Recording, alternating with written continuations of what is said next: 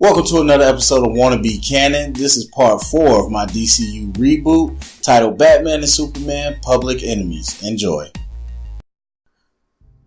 Alright, so we are at part 4 of the DCU Reboot with Batman and Superman Public Enemies. This movie is coming out in January, kind of where it all started for us in the DCU. We did big things when we came out with our first movie, so this is kind of coming back to our territory. The last movie, Green Lantern, led up to the end scene of Batman and Superman Year 1. And this movie picks up where Year 1 left off. We start at a diner where Clark Kent is meeting with a young man who is part of a mentoring program for the Daily Planet. And as these two are kind of discussing their plans for the mentor-mentee celebration at the end of the year, Clark is called by Batman to come meet with him as he's got some news. So Clark finishes up his conversation and he has to leave. And as he's leaving, the young boy has some of his friends pull up on their bikes and they're talking with each other. And through these conversations, they want to know if he's able to meet Superman yet. And the boy lets them know that unfortunately he still isn't able to meet Superman, at which point they tell him, you know what, eventually you'll be able to meet him. It's okay, Billy. And we figure out that that is actually Billy Batson. So then we go to Clark Kent meeting up with Bruce Wayne, and they are kind of discussing the development with the Kryptonian threat that's coming to Earth. Green Lantern has been hard at work in the Fortress of Solitude, digging through the Kryptonian archives and trying to figure out what might be actually coming to Earth. And as they're talking, Bruce lets Clark know that he has some news that he wants to talk about regarding his meeting with LexCorp. And right around this time, Green Lantern shows up, puts those two in one of his green bubbles and proceeds to carry them from Metropolis over to the Fortress of Solitude. So the two are talking as they're traveling, Batman and Superman, and Batman lets him know that Lex Luthor is looking to partner up with Wayne Enterprises in order to start creating weapons that can either contain Superman or kill Superman. And Superman takes this news pretty hard at first. He doesn't really believe Batman, and they started to argue back and forth. In this version of the movie, Lex Luthor is a real long time family friend, someone that Clark has grown up around and really respects.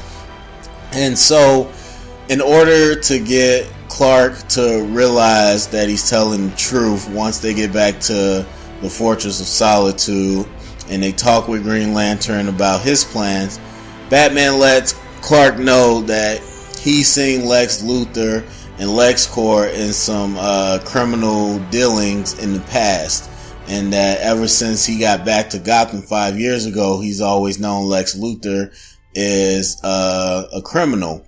But he didn't want to break the news to Clark, knowing their relationship, and put him in that situation. So after Clark finally realizes the truth and he's upset about it, he does come to figure out that Batman is right and that Lex Luthor this whole time has been a person that he didn't really know. It is then that we see Superman become a little bit jaded and a little bit paranoid after kind of being lied to by one of his close friends. But from this point, we do see that Superman is a beloved character. We see that throughout the whole movie. Ever since coming out to the world and showing who he is that Boy Scout. He is the epitome of a hero that everybody loves, even though they love Batman as well. And so, as a show of good fate, Lex Luthor did invite Superman to the revealing of his clean housing project, where he is going to give free housing and clean energy to underprivileged families. And Superman shows up, but he's already in a really paranoid mood as he now knows the truth about Lex Luthor. And Lex, unknowing to everybody else, kind of set up a trap for Superman where there's a bomb-like device ticking in the background somewhere through the complex where only, of course, Superman can hear it. And this sets Superman off as he now is very distrustful of Lex, and he starts ripping through the complex, looking for the bomb. And so as he's destroying things, people are starting to flee and run away and wondering what is Superman doing as Lex's new community project is being destroyed. Now, one of the young men who is going to be benefiting from the new housing complex happens to be there to see his favorite hero, and his name is Billy Batson. And upon seeing Superman going in full destructive mode, he finds it upon himself to call on the powers of Shazam and help stop him. And so then we get a scene of Shazam fighting Superman as he tries to stop him from causing so much damage. And Superman not wanting to be bothered, of course, with someone trying to stop him. They get into a pretty big fight. Eventually, Green Lantern and Batman show up to kind of break it up and figure out what's going on. But by that time, the damage is kind of done. Lex Luthor was really looking just to embarrass Superman in front of a lot of people. But what ends up happening is kind of worldwide fear. Up until this point, like we said, Superman's been the perfect Boy Scout. And so upon seeing his destructive powers, the world does get a little scared. And so Lex Luthor capitalizes this, where he starts a smear campaign and really hyping up the fear of the alien and Kryptonian. And so this causes something that looks kind of like BVS, Batman v Superman and Man of Steel, where the world isn't quite sure how to feel about Superman at this point. They now realize that he could potentially be a threat if he was to go rogue and upset. Who could really stop him? And so this causes fear, and it causes the public opinion to kind of sway. And after this, Batman is kind of put in the spotlight, where he has to either denounce his partner of 5 years or stick by his side in the face of the public. And so what we see is Bruce Wayne is faced with a decision similar to what Clark was faced with in Year One, when Clark had to decide to save Batman and reveal himself. And now Batman has to decide if he wants to go into the, court of a negative public opinion and defend Superman, or continue his pristine reputation and denounce him. So of course, he doesn't know exactly what happened, but he sticks by Clark's side. This is the man that saved him, and he says that he is still fully in support of Superman. Shortly after this, there's reports of different deaths that happened through the scene that Superman caused. And this is what pushes the public overboard. They're fully negative on Superman, and with Batman being on his side, they're negative on him too. And everybody is calling for some type of regulation of the vigilantes, and they want the government to take over. And now all of a sudden we have Batman and Superman being enemies of the public. So with the local law enforcement and the government not really on their side at the moment, Lex takes it upon himself to put a bounty out on Batman and Superman. And so we see some of the rogue gallery of both armed with new Lex core technology that's able to help them fight and possibly capture Superman.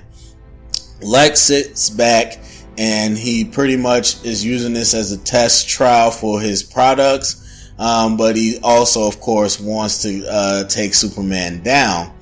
And so we end up a third act where we see Batman and Superman kind of on the run from the most part and trying to prove Superman's innocence while going through a long list of villains that are trying to capture them throughout the process. And this leads up to the climax at the end, where we see some of the bigger baddies that they have to fight in order to get what they need. And at this point, Shazam shows up at the end, and Superman and Shazam have to go at it for a second round, because Shazam is also trying to bring in Superman, not for a bounty, but to make him answer to the people. And that is kind of the climax of the movie, and that kind of is the movie right there. So looking at the characters, as we said, we got a veteran Batman and Superman. We got a Superman that is beloved by the people, the one from the comics and the TV show that all the fans want right now. He's the big blue Boy Scout. But we see, and for me personally, something compelling where you have to be realistic, that people would be scared of what he can do, especially when he shows what his power looks like when he's not holding back. And then Batman, of course, being put in that position where he has to really stick for something that's bigger than him and Superman, and that is the heroes and the idea of what these heroes are in the world, and making that choice to go against the public and stand by Superman's side. And then all the while we got Green Lantern really working on the Kryptonian files to find out what he can find, and Batman, really not wanting to stir the pot, keeps Green Lantern at the Fortress of Solitude, even while we have all this stuff going on, because for a powerful being like Green Lantern to show up in the public while everybody is already chasing Superman would just pretty much cause too much panic, and he doesn't want that. So it really is Batman and Superman on their own, teaming up and going against the world. So for our end credit scene, we're back at the Fortress of Solitude.